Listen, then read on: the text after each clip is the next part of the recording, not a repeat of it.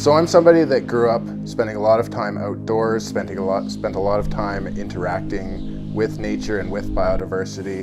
And over the course of my life, I've just become increasingly fascinated with understanding what makes biodiversity and what makes species different from each other. And that fascination developed over such a long period of time is ultimately what brought me to the place where I'm at now, where I actually have an opportunity to really study and understand those aspects of biodiversity. I start my day at the University of British Columbia Herbarium, accessing the plant collection that exists there. It's one of the largest collections in British Columbia of plants, approximately 250,000 specimens collected from across the world. So these are housed in cabinets within the museum and stored into perpetuity so that researchers like myself can access them and use them for research. As a taxonomic researcher, I'm interested in assessing a variety of aspects of these plants, one of the most critical being the morphology, or the structure and shape of them. And so to do that, I need to have access to the actual real specimens that have been collected by botanists for over 100 years.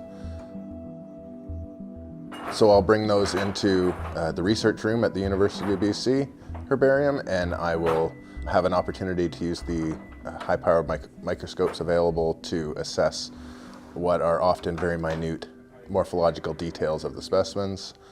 We use really nice dissecting microscopes to assess these little characters. The dissecting microscope allows me to observe things in 3 dimensions. So unlike a traditional slide microscope where you're looking at higher magnification, but you don't have that 3-dimensionality, this allows me to assess things like the structure of hairs, the shape of bracts and leaves in a real 3-dimensional kind of way. And so often these very tiny and very minute characters are the most important in separating very similar species. So, for example, the shape of the hairs and the stem might be really critical, as it was in some of the groups that I looked at for my thesis. And so having the opportunity to look at these specimens at such high levels of magnification and see such minute details, oftentimes I can be quite surprised by what I find. For example, the specimen that you're looking at here may well be an undescribed species from the Pacific Northwest. It has characters that are unlike any of the related species in the region. It grows in habitats that don't have any other species in this group. And so for a variety of reasons, it appears that this might be an undescribed species. And given the relatively few number of collections that we have of this species, indicates that it's likely quite rare, may well be endangered.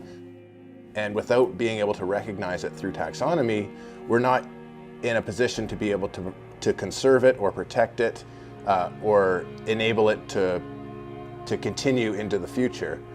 So one of the really important roles of the taxonomist is to help guide conservation efforts by recognizing these intrinsically valuable species. One of the major products that I develop is something called a monograph. And so what a monograph is imagine that you are a gardener and you're looking at a big garden with lots of different species of plants, and you want to know a lot of information about all of those species. So you may want to know when they grow, what kind of conditions they grow in, when they flower, how to distinguish different plants from other plants. And you want to have all of that information available sort of at your fingertips. And essentially that's what a monograph is. It's a taxonomist's version of that for all of the natural plants that occur within a particular group. I usually start by accessing the books available in the herbarium and compiling all of the information that is available in those books. However, now with the advent of the internet, we're able to do things as taxonomists that we would have thought inconceivable even 2 or 3 decades ago. So for example, I can go to the website JSTOR and I can have immediate access to high-resolution scans of the most important specimens pertaining to the species that I'm investigating.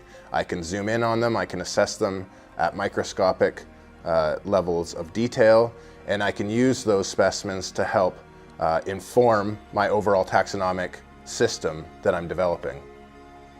In recent years, traditional taxonomy has generally been seen as a declining discipline, while molecular sequencing and genetic analyses have increasingly become the standard approach to answering so many biological questions. But I think that traditional taxonomy fulfills a pretty unique and valuable role in the biological sciences. It provides a framework for the interpretation of biodiversity and provides a common language that scientists and non-academics alike can discuss. That's why I think the best approach is for traditional taxonomy and modern techniques to work together, hand in hand, to more effectively answer the complex biological questions that we face.